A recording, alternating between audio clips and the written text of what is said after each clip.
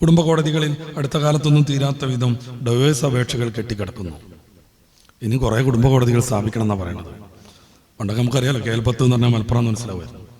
ഇപ്പോൾ എന്താണെന്നുള്ളത് നമ്മൾ ഗൂഗിളൊക്കെ പഠിക്കണം. KL53F എന്ത് കാര്യം, കുറേ വാഹനം വന്നപ്പോൾ കുറേ രജിസ്റ്റർ കേന്ദ്രങ്ങളുണ്ടായി. അതന്നെ. അപ്പോൾ എല്ലാ ജില്ലയിലും ഓരോ കുടുംബ കോടതിയൊക്കെ ഇതുവരെ നടക്കുമായിരുന്നു. ഇനി അതൊന്നും പോരാ, എല്ലാ ജില്ലയിലും കുറേ വേണമെന്നാണ് പറയണത്. വാഹനം കൂടുമ്പോൾ രജിസ്റ്റർ ചെയ്യേണ്ട ഓഫീസുകൾ കൂടേണ്ടതുപോലെ പ്രശ്നങ്ങൾ കൂടുമ്പോൾ വിവാഹമോചനം പോലത്തെ വിഷയങ്ങൾ ചർച്ച ചെയ്യുന്ന ഫാമിലി കോർട്ടുകളും കൂടേണ്ടി വരും. ഈ തൊലാഖ് എന്നൊക്കെ പറഞ്ഞാൽ എന്താ? പരിശുദ്ധ ഇസ്ലാം തൊലാഖിനെ അംഗീകരിച്ചിട്ടുണ്ട്, ഒരു തർക്കമല്ല അതിൽ. അവിടെ മാനവ വിരുദ്ധം എന്നൊന്നും പറയണ്ട. ഇസ്ലാം മാനവികമായതുകൊണ്ടാണ് തൊലാഖിനെ അനുവദിച്ചത്. അതല്ല എങ്കിൽ കെട്ടി രണ്ടുപേർ ഒന്നായി അതൊരു കുടുക്കമായി, ബന്ധത്തേക്കാൾ അതൊരു ബന്ധനമായി മാറി.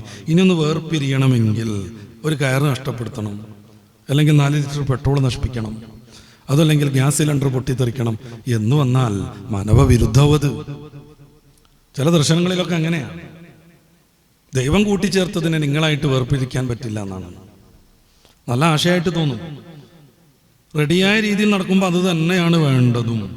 നേരെ മറിച്ച് ഒരു നിലക്കും ഒത്തുപോകൂല എന്ന രീതിയിലേക്ക് കാര്യങ്ങൾ എത്തിയാൽ, പിന്നെയും ഒന്നിച്ചു തന്നെ നിൽക്കണം എന്ന് തീരുമാനം വന്നാൽ, ഈ ബന്ധം ഒന്ന് മാറിക്കിട്ടണമെന്നുണ്ടെങ്കിൽ ഗ്യാസ് സിലിണ്ടർ പൊട്ടിത്തെറിക്കേണ്ടി വരും.